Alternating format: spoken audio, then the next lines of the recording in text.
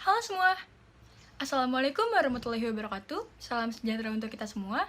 Perkenalkan, nama saya Sabrina Fauzia Zaira dari kelas 10 IPSA, dan saya adalah bagian dari kaderisasi calon ketua OSIS SMA Negeri 78 Jakarta periode 2021-2022. Dan kali ini saya ingin membawakan portofolio yang berisi 4 intisari materi.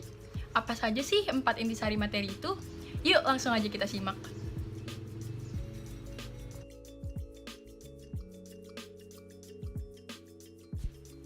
Nah, jadi intisari materi portofolio saya kali ini yang pertama adalah rencana memajukan OSIS PK dalam 4 bulan ke depan. Yang kedua, timeline besar beserta rincian program kerja yang akan ada di bulan Agustus sampai Desember atau setengah periode nanti. Yang ketiga, mengenai OSIS PK ekstrakurikuler, dan intisari materi yang terakhir adalah rincian konsep program kerja Semarak-Desember 2021. Wah, apa aja tuh maksud dari keempat intisari materinya? Daripada penasaran, yuk langsung kita bahas aja satu-satu. Inti materi yang pertama, rencana memajukan OSIS PK. Apa rencana saya untuk memajukan OSIS PK? Sebagai seorang calon ketua OSIS, tentunya saya perlu memiliki rencana tentang bagaimana saya akan memajukan organisasi yang akan saya pimpin nanti. Nah, di sini saya akan membahas lebih lanjut tentang langkah-langkah yang akan saya lakukan untuk memajukan OSIS PK.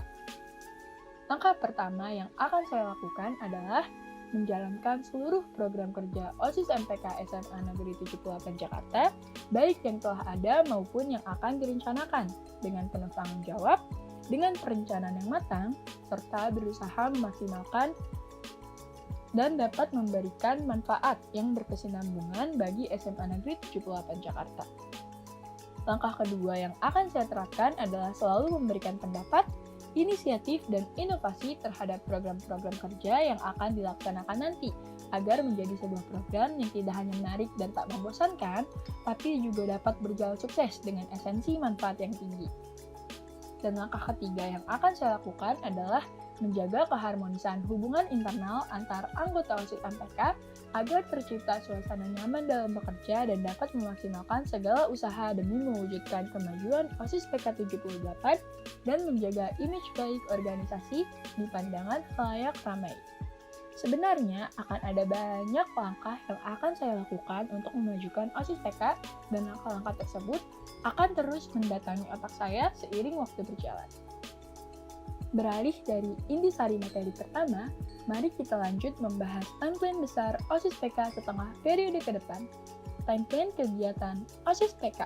Bagaimana timeline besar saya dalam setengah periode ke depan?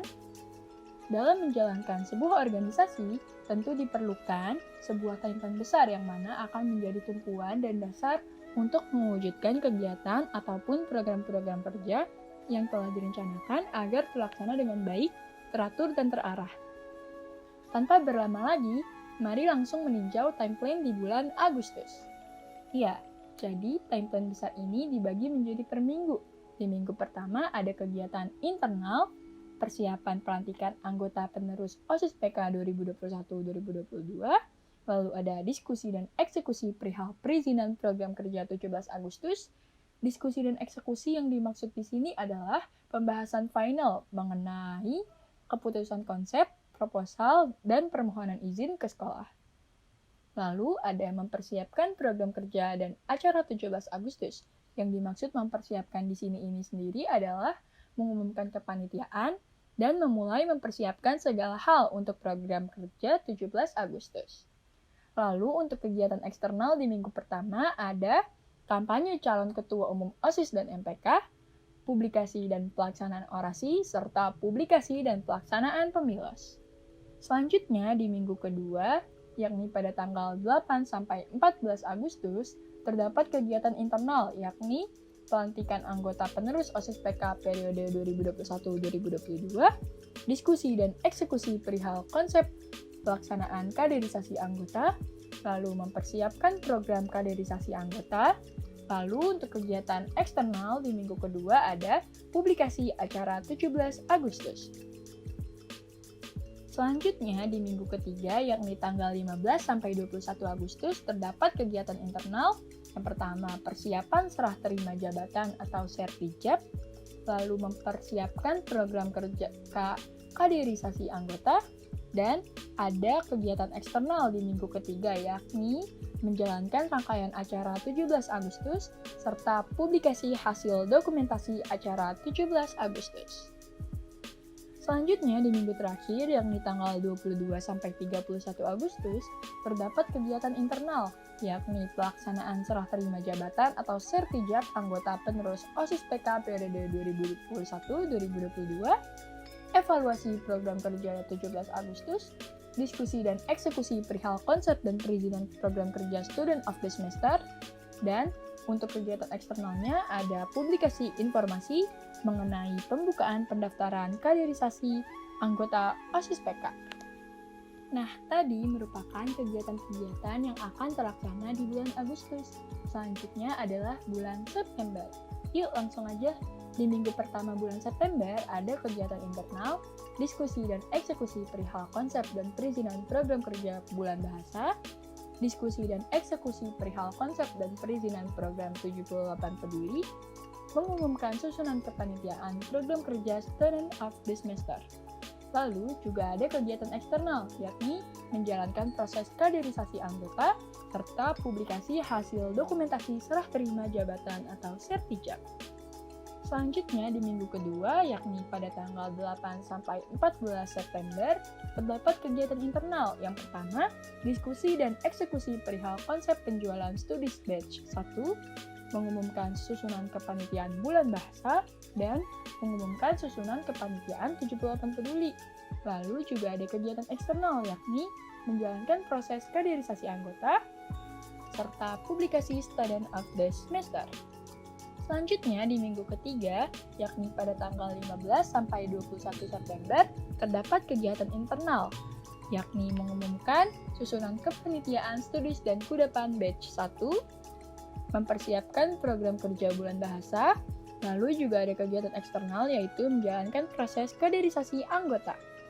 Selanjutnya, di minggu terakhir, yakni pada tanggal 22-30 September, terdapat kegiatan internal.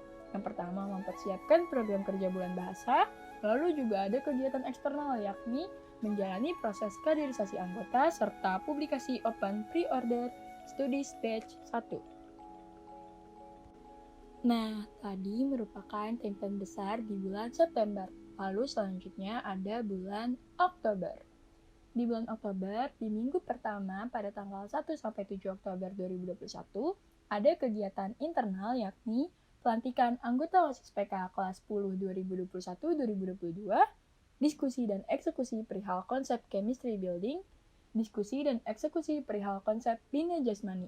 Dan untuk eksternal ada publikasi Hari Batik Nasional, publikasi close pre-order Studies Batch 1, publikasi program kerja bulan bahasa, dan publikasi program 78 peduli.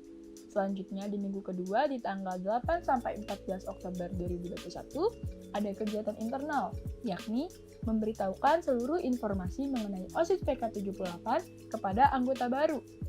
Lalu mengumumkan susunan kepanitiaan chemistry building, serta mengumumkan susunan kepanitiaan bina jasmani. Dan di eksternal ada publikasi open pre-order Kudapan, menjalankan program 78 peduli, serta menjalankan program kerja bulan bahasa. Lalu di minggu ketiga bulan Oktober, yakni tanggal 15-21, ada kegiatan internal, yakni taking pesanan Kudapan Batch 1, sidang ADART, publikasi program kerja Chemistry Building, dan publikasi program kerja Bina Jasmani. Lalu untuk eksternal, ada menjalankan rangkaian acara dan perlombaan bulan bahasa, menjalankan program 78 peduli, publikasi close pre-order Kudapan Batch 1, dan pengiriman Kudapan Batch 1. Lalu di minggu terakhir bulan Oktober, yakni tanggal 22-31, ada kegiatan internal, yakni pelaksanaan chemistry building, taking pesanan Studies Batch 1, mengumumkan susunan kepanitiaan program kerja Mentality Fatality, mengumumkan susunan kepanitiaan program kerja Hari Guru, pelaksanaan Bina Jasmani, evaluasi program kerja bulan bahasa, serta untuk kegiatan eksternalnya ada penyaluran hasil donasi 78 peduli, acara puncak bulan bahasa, penutupan bulan bahasa, publikasi Hari Sumpah Pemuda, publikasi Maulid Nabi, serta pengiriman studi batch 1. Lalu beralih lagi nih dari bulan Oktober ke bulan November.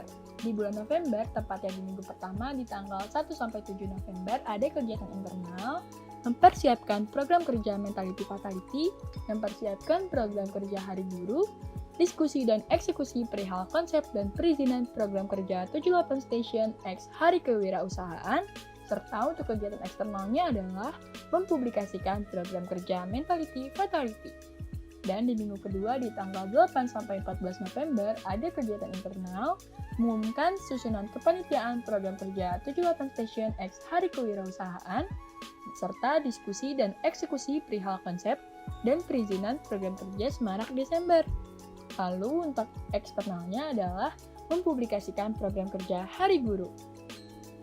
Di minggu ketiga bulan November tanggal 15-21 ada kegiatan internal, mengumumkan susunan kepanitiaan program kerja Semarak Desember, diskusi dan eksekusi perihal konsep pelaksanaan chemistry building, diskusi dan eksekusi perihal konsep pelaksanaan Bina Jasmani. Lalu untuk eksternalnya sendiri ada menjalankan rangkaian program Mentality Fatality, serta menjalankan rangkaian acara Hari Guru. Lalu untuk minggu terakhir di bulan November, yakni tanggal 22-30 November, ada kegiatan internal yakni mempersiapkan program kerja Semarak Desember, pelaksanaan chemistry building, pelaksanaan Bina Jasmani, dan evaluasi program kerja Hari Guru. Serta untuk kegiatan eksternalnya ada pelaksanaan acara puncak Hari Guru, publikasi hasil dokumentasi acara Hari Guru, dan publikasi program Semarak Desember.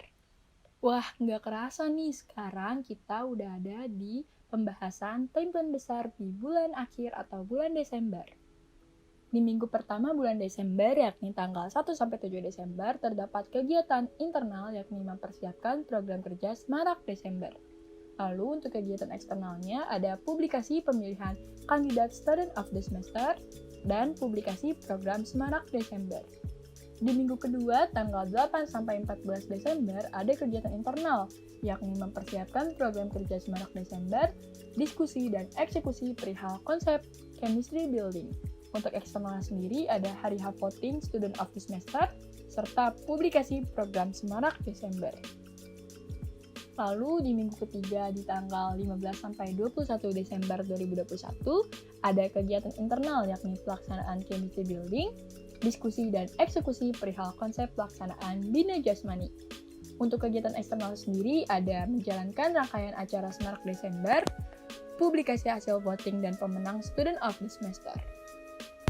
Dan di minggu terakhir di bulan Desember ada kegiatan internal, pelaksanaan Bina Jasmani, evaluasi anggota OSIS PK, pertemuan anggota OSIS PK kelas 10 dengan BPH OSIS PK. Lalu, untuk kegiatan eksternalnya ada penutupan program kerja Student of the Semester, penutupan program kerja Mentality Fatality, serta publikasi hasil dokumentasi Semarak Desember. Nah, jadi sekian timeline besar untuk setengah periode ke depan. Timeline tersebut masih bersifat tentatif atau bisa saja berubah seiring berjalannya waktu. Nah, masih menjadi poin intisari materi yang kedua, sekarang kita akan membahas rincian program kerja untuk setengah periode ke depan. Rincian program kerja OSIS PK. Bagaimana sih rincian program kerja OSIS PK? Setiap program kerja yang telah dicantumkan di dalam timeline tadi memiliki konsep, tujuan, dan latar belakangnya masing-masing. Ingin tahu lebih lanjut? Yuk, simak pembahasan berikutnya. Yang pertama, ada program kerja 17 Agustus. 17 Agustus merupakan program yang dibuat untuk memperingati Hari Kemerdekaan Bangsa Indonesia dan bertujuan untuk meningkatkan rasa cinta tanah air dan menghayati serta mewarisi semangat juang para pahlawan yang berjuang untuk kemerdekaan bangsa kita.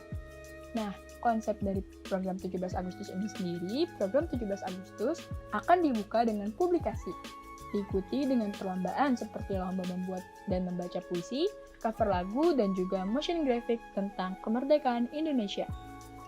Lalu ketika hari H di tanggal 17 Agustus, Diadakan upacara bendera virtual lewat Zoom meeting dan dilanjutkan dengan sesi sharing dari narasumber yang paham akan bidang ini dengan tujuan untuk menambah rasa nasionalisme siswa-siswi SMA Negeri 78 Jakarta.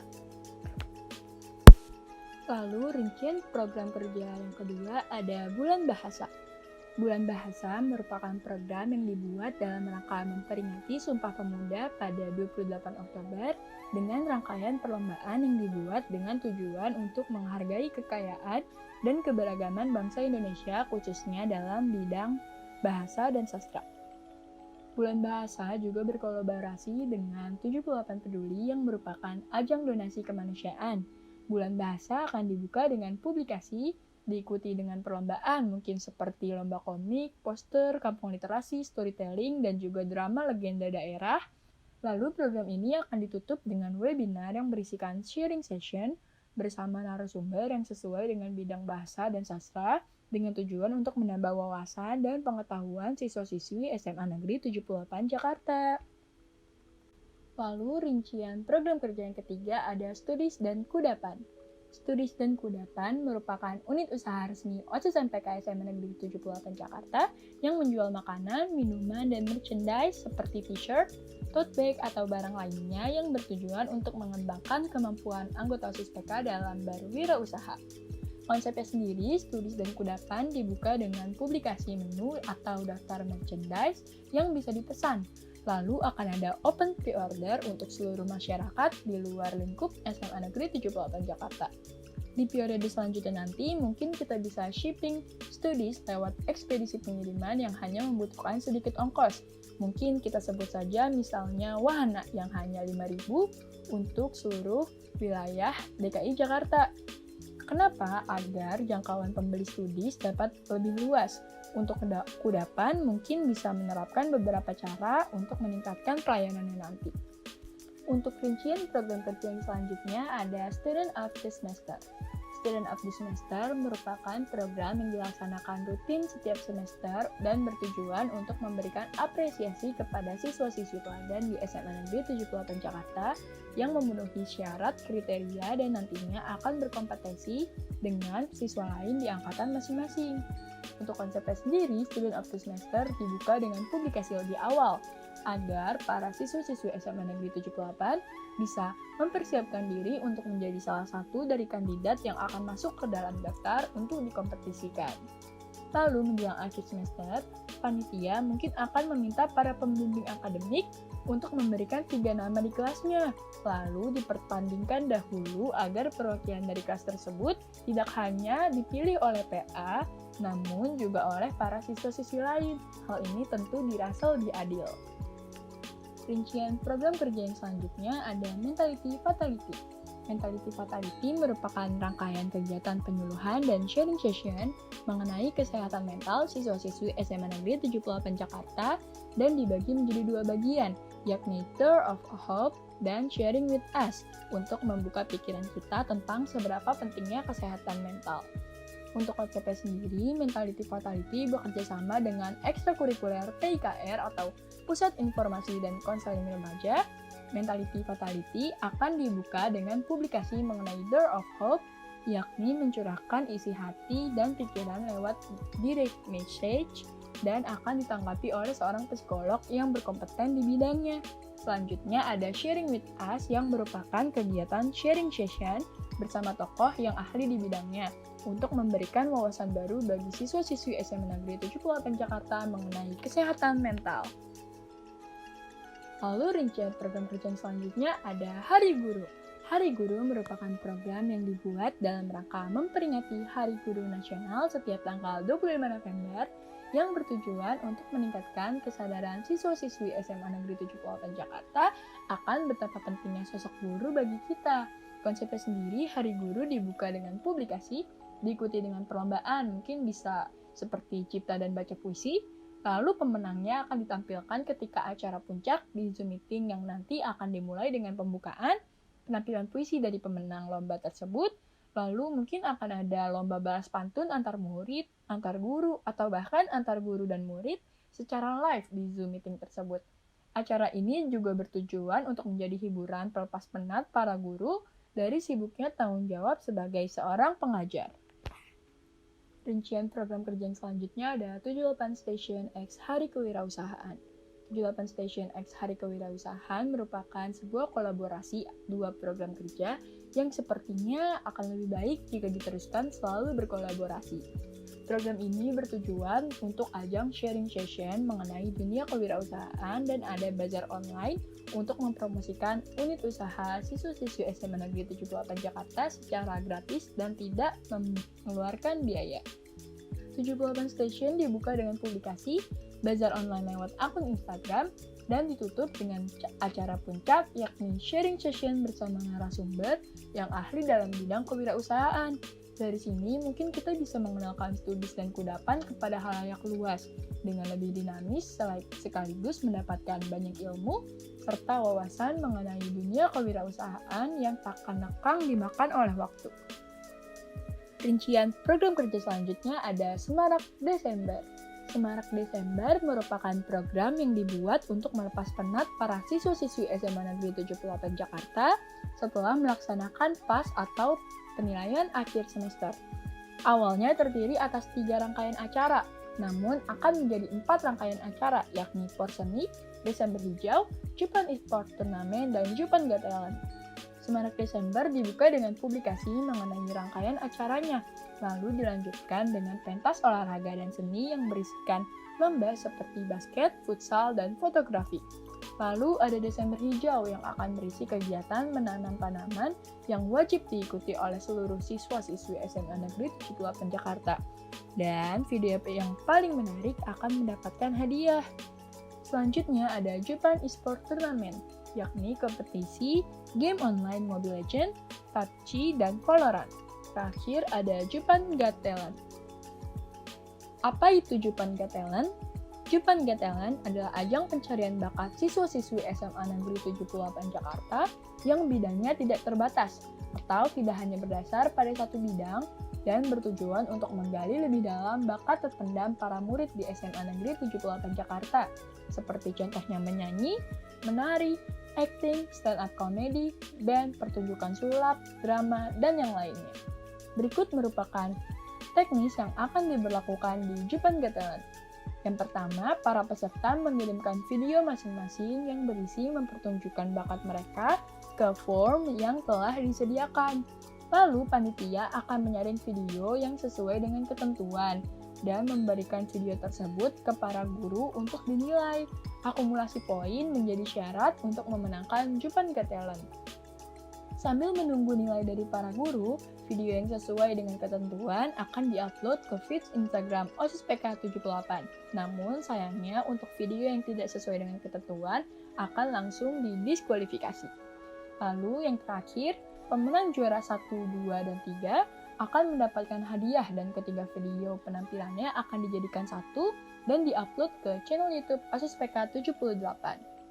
Rincian program kerja yang selanjutnya ada Chemistry Building. Chemistry Building merupakan program internal yang dibuat untuk mempererat hubungan antar anggota OSIS MPK SMA Negeri 78 Jakarta. Karena dengan terciptanya suasana harmonis dan nyaman di internal OSIS PK, maka akan memaksimalkan kinerja untuk memajukan OSIS PK. Untuk konsepnya sendiri, Chemistry Building ini biasanya diselenggarakan rutin sebulan sekali dan berisi sharing, ngobrol ringan, games, dan sebagainya. Mungkin ke depannya Chemistry Building bisa membuat suatu sesi makan malam bersama virtual, yang mana setiap anggota OSIS PK bisa makan bersama di depan layar laptop, dan mungkin bisa dengan satu jenis menu yang sama. Kita bisa memasukkan berbagai macam sesi ringan dalam Chemistry Building agar tidak terkesan monoton dan dapat menggugah semangat. Rincian program kerja yang terakhir ada Bina Jasmani. Bina Jasmani merupakan program yang berisi pembinaan dan pelatihan kebugaran jasmani untuk anggota OSIS MPK SMA Negeri 78 Jakarta. Dengan banyaknya aktivitas yang kita miliki, olahraga merupakan suatu hal penting yang tak boleh untuk dilewatkan. Nah, untuk OSIS sendiri, Bina Jasmani juga diadakan rutin sebulan sekali demi menjaga kesehatan para anggota OSIS PK. Mungkin akan terasa malas bila berolahraga sendiri, jadi lewat Bina Jasmani kita bisa berolahraga bersama meskipun secara virtual. Mungkin ke depannya Bina Jasmani bisa di-upgrade, tidak hanya berisi senam dan games, tapi juga ada kegiatan lainnya. Misalnya bersepeda. Bisa juga yang bersepeda paling lama akan mendapat hadiah, dan yang tidak bersepeda sama sekali akan mendapat hukuman. Yeay, intisari materi kedua selesai. Sekarang yuk kita bahas intisari materi ketiga, yakni OSIS PKX ekstrakurikuler. Apa hubungan antara OSIS PK dengan ekstrakurikuler? Bagaimana cara mengeratkan hubungan antar dua golongan tersebut? Ekstrakurikuler yang ada di sekolah merupakan kegiatan ekstra yang dikelola oleh OSIS. OSIS PK dengan ekstrakurikuler harus memiliki hubungan yang baik dan erat demi kemajuan sekolah. Jadi, gimana sih cara untuk menjaga hubungan yang baik antara OSIS PK dengan ekstrakurikuler? Nah, di sini saya membuatkan langkahnya. Yuk langsung aja. Langkah yang pertama, membuat grup chat yang berisikan BPH OSIS PK, BPH ekstrakurikuler, beserta divisi OSIS yang membawahinya. Grup chat ini mungkin dapat dibuat di platform lain yang merupakan common use bagi sebagian siswa-siswi SMA Negeri 78 Jakarta. Di grup ini nantinya kita bisa saling berdiskusi, memberi informasi mengenai perlombaan yang sesuai dengan masing-masing ekstrakurikuler, atau bahkan bekerja sama dalam suatu program kerja. Dengan adanya grup chat, maka dipastikan komunikasi kita akan jauh lebih bisa dipermudah dan juga terjaga. Langkah yang kedua, mempublikasikan BPH utama ekstrakurikuler ke OSIS PK 78 Instagram official account dan dibuat highlight story dengan judul BPH ekstrakurikuler. Hal ini bisa dilakukan di awal masa jabatan periode 2021-2022 dengan berkomunikasi dan berkoordinasi bersama seluruh ekskul untuk mendapatkan data BPH ekstrakurikuler masing-masing. Publikasi ini bisa memudahkan adik-adik kelas kita yang baru masuk dan ingin mengetahui tentang ekstrakurikuler apa aja sih yang ada di sekolah kita, siapa saja pengurusnya, yang mungkin bisa dihubungi lebih lanjut. Langkah yang ketiga, membuat program kerja Jupan Talent dan bekerja sama dengan setiap ekstrakurikuler yang ada di SMA Negeri 78 Jakarta.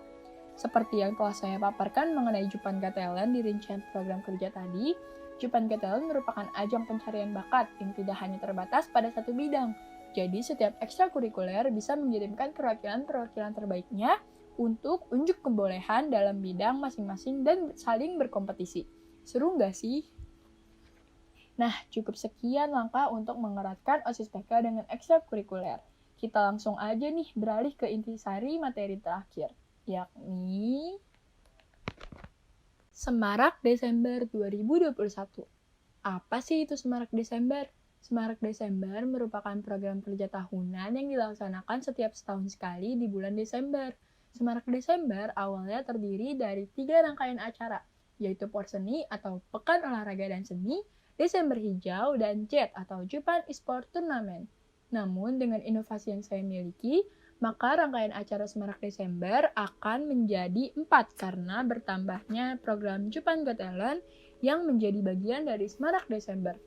Yuk kita bahas aja mengenai rangkaian acara Semarak Desember satu persatu. Nah, rangkaian acara Semarak Desember yang pertama ada Pekan Olahraga dan Seni. Pekan Olahraga dan Seni atau Porseni merupakan sebuah wadah di mana kita sebagai siswa-siswi SMA Negeri 78 Jakarta dapat menyalurkan minat dan bakat yang berisikan lomba-lomba seperti lomba basket, futsal, bulu tangkis, voli, dan fotografi.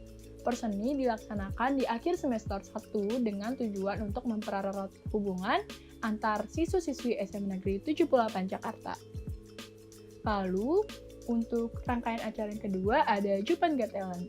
Jupan Got Talent adalah ajang pencarian bakat siswa-siswi SMA Negeri 78 Jakarta yang bidangnya tidak terbatas atau tidak hanya berdasar pada satu bidang dan bertujuan untuk menggali lebih dalam bakat terpendam para murid di SMA Negeri 78 Jakarta seperti contohnya menyanyi, menari, acting, stand-up comedy, band, pertunjukan sulap, drama, dan lainnya. Lalu untuk rangkaian acara yang ketiga ada Desember Hijau. Desember Hijau merupakan kegiatan peduli lingkungan yang bertujuan menjadikan siswa-siswi SMA Negeri 78 Jakarta lebih mencintai lingkungan serta menumbuhkan kesadaran peduli lingkungan. Biasanya kegiatannya adalah kerja bakti, menanam tanaman, mendaur ulang barang bekas, dan lainnya. Bila online, kita bisa melakukan itu juga secara online dan direkam menjadi satu video. Lalu untuk rangkaian acara yang terakhir ada Japan Esport Tournament. Jupan Esport Turnamen adalah sebuah wadah bagi para siswa-siswi SMA Negeri 78 Jakarta untuk menyalurkan minat dan bakat mereka dalam berkompetisi di bidang teknologi, terutama permainan online. Selain itu, kegiatan ini juga dapat melepas penat para siswa-siswi usai melaksanakan PAS Ganjil 2021 nanti. Berikut tadi merupakan berbagai rangkaian acara di Semarak Desember. Wah, sekarang kita kayaknya akan membahas susunan kepanitiaan Semarak Desember 2021 nih. Mari saya bahas satu persatu juga. Yang pertama adalah BPH utama, pengawas umum yakni Rahman Zaki karena Rahman Zaki menyalonkan diri menjadi seorang ketua umum MPK.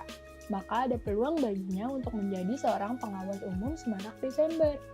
Saya mempercayakan Rahman Zaki karena ia juga merupakan pribadi yang penuh dengan tanggung jawab dan dapat membuat keputusan rasional untuk memutuskan konsep atau keputusan besar lain dalam program kerja ini. Selanjutnya ada koordinator umum. Akeno Kisha Faras Hakim. Meninjau dari Semarak Desember 2020 kemarin, saya rasa Akeno juga ikut andil di dalamnya dan sepertinya ia juga cocok menempati posisi koordinator umum di program Semarak Desember tahun ini. Saya yakin Akeno dapat menjadi koordinator yang juga menyukseskan acara. Begitu pula dengan Dinda Naila Fauzia sebagai wakil koordinator umum, yang saya percayakan karena menurut saya, Dinda adalah pribadi yang bertanggung jawab serta telaten akan sesuatu yang menjadi tugasnya.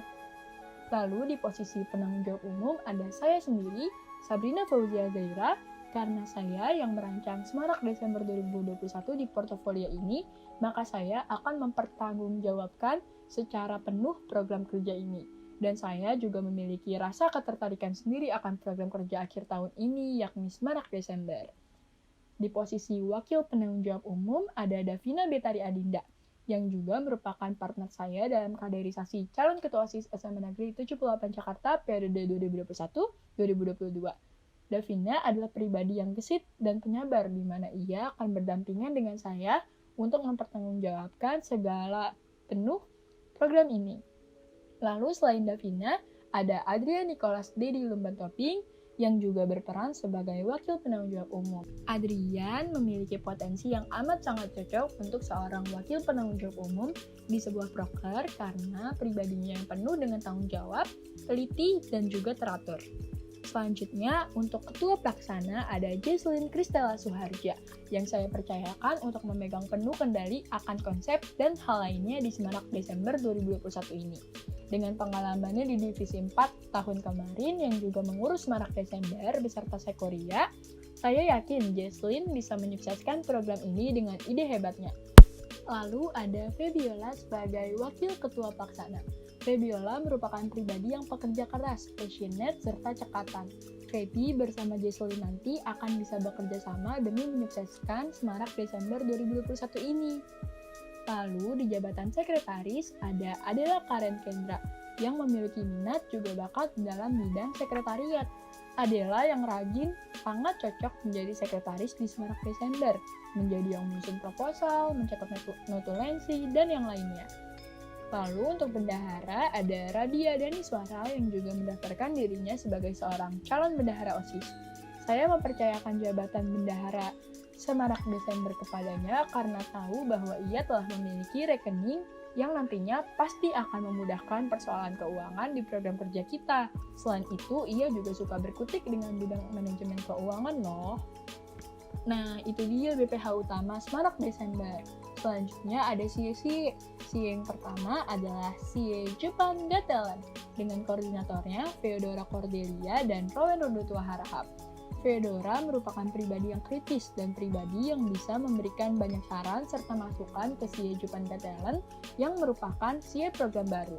Begitu pula dengan Rowan yang kreatif dan saya percaya bisa mengkoordinasikan CIE Jupan Gatelen agar mencapai pada maksimalisasi usaha dan kesuksesannya. Lalu ada Dwi Rizky Ramadan sebagai penanggung jawab CIE ini. Kenapa Dwi Rizky? Karena ia merupakan pribadi yang aktif, kreatif, dan memiliki banyak ide hebat untuk dituangkan ke dalam pelaksanaan Jupan Gatelen nantinya. Lalu di bagian anggota yang pertama ada Valerie Kalista yang merupakan pribadi yang suka berkecimpung di dalam bidang perlombaan. Dengan kekreatifannya, maka saya rasa Valerie cocok di CIE ini. Di anggota kedua ada Nazla Mediana Sebelumnya, mohon maaf karena ada kesalahan penulisan di sini. Nazla merupakan pribadi yang suka menyusun acara, maka dari itu saya percaya ia bisa menyusun acara Jupan Got Talent dengan baik dan meriah, apalagi ditambah pengalamannya di bidang pengurusan acara ketika SMP. Lalu ada Roselyn Kalista yang juga suka menyusun acara dan penuh dengan ide kreatif yang dapat memberikan kontribusi penuh untuk Jupan Got Talent. Terakhir, ada Naila Mutmainah yang juga suka menyusun acara. Wah, banyak ya yang suka menyusun acara. Naila juga merupakan pribadi yang telaten sehingga akan dapat memberikan kontribusi untuk Jupan Got Talent. CA selanjutnya adalah CA Jupan Esport Tournament. Yang menjadi koordinator di sini adalah Peter Gabriel Tayo Karodipuro. Peter memiliki lumayan banyak pengalaman di bidang kepanitiaan Jupan Esport Tournament. Jadi dia adalah orang yang sangat cocok untuk menjadi seorang koordinator di CA ini. Lalu Peter juga memiliki banyak pengetahuan serta kemampuan di bidang e-sport. Lalu ada Nazif Rahman yang juga memiliki banyak kemampuan, bahkan pengetahuan di bidang e-sport turnamen. Selanjutnya ada Bagas Robiansah sebagai penanggung jawab. Bagas sendiri mendaftarkan diri menjadi divisi 9 dan sepertinya dia juga sangat menyukai bidang e-sport dan dia adalah orang yang cocok untuk posisi penanggung jawab ini. Lalu untuk anggotanya ada Ari Ardiansyah, Andi Muhammad, Zlatan Salma, dan Muhammad Hafid yang memang empat-empatnya menggeluti dunia e-sport dan paham akan dunia e-sport. CA selanjutnya adalah CA Publikasi dan Grafis. Untuk koordinatornya ada 2 orang, yakni Muhammad Raihan Zulfahmi dan Gabriela Laya. Muhammad Raihan Zulfahmi memiliki pengalaman yang cukup di bidang CA Publikasi. Begitu juga dengan Gabriela yang memiliki pengalaman menjadi seorang anggota Inden CA Grafis. Lalu untuk penanggung jawab CA ini ada Hayunisa Pinda dan Keisha Didaviani. Saya percaya bahwa mereka berdua bisa mempertanggungjawabkan segala pekerjaan yang ada di CA ini. Lalu anggotanya sendiri, untuk CA Publikasi ada Ratu Bilqis Karbala dan Amelia Joy, dan untuk bagian grafis ada Raden Roro Firzani dan juga Andi Aulia. Dengan kemampuan mereka, saya juga percaya bahwa mereka bisa mengemban tugas ini di CA Publikasi dan Grafis. Lalu ada CA Dokumentasi. Untuk koordinator CA Dokumentasi ada Marsyani Srina, Lamirza Rashid, dan juga Rizky Alamsyah. Untuk Marsyani Srina, dia sendiri adalah anggota Inden Sekoria CA Dokumentasi. Jadi dia memiliki lumayan banyak pengalaman di bidang CA Dokumentasi, dan juga dia memiliki kamera untuk menunjang tugas dan pekerjaan di CA Dokumentasi. Lalu ada Mirza Rashid dan Rizky Alamsyah yang katanya ingin mencoba dunia dokumentasi. Jadi, saya menaruh mereka sebagai koordinator. Lalu untuk penanggung jawabnya sendiri ada Khalifah Hanif yang merupakan calon divisi 9. Karena dia adalah calon divisi 9, saya rasa dia juga cocok di dunia dokumentasi. Dan untuk anggotanya ada Naswa Jilan dan Alia Arifah yang berbicara kepada saya bahwa mereka memiliki lumayan pengalaman di bidang dokumentasi. Lalu ada terakhir Johar Jamil yang saya rasa dia juga memiliki potensi di dunia dokumentasi. Terakhir ada si Dana yang menjadi koordinator adalah Syifa Ananda dan Jasmine Rakaila. Syifa Ananda bilang bahwa ia memiliki ketertarikan di dunia dana. Lalu Jasmine juga memiliki banyak potensi yang sekiranya bisa digunakan di dalam CA Dana. Untuk penanggung jawabnya ada Dewi Safrilianti yang memiliki pengalaman menjadi anggota Inden Donasi Sekoria 2021. Jadi menurut saya dia juga cukup berpotensi untuk menjadi penanggung jawab dan menjadi yang mempertanggungjawabkan segala pekerjaan di CA Dana. Lalu untuk anggotanya ada Talita Nada, Latifah Lufiani, Muhammad Dafa, dan Jihad Rifai yang katanya memiliki minat dan juga pengalaman di dunia dana. Nah, akhirnya kita sudah berada di penghujung perjalanan nih. Jadi, cukup sekian 4 intisari materi dari portofolio saya sebagai seorang calon ketua OSIS SMA Negeri 78 Jakarta. Mohon maaf bila ada yang kurang ataupun ada kesalahan. Wassalamualaikum warahmatullahi wabarakatuh. Terima kasih, sampai jumpa.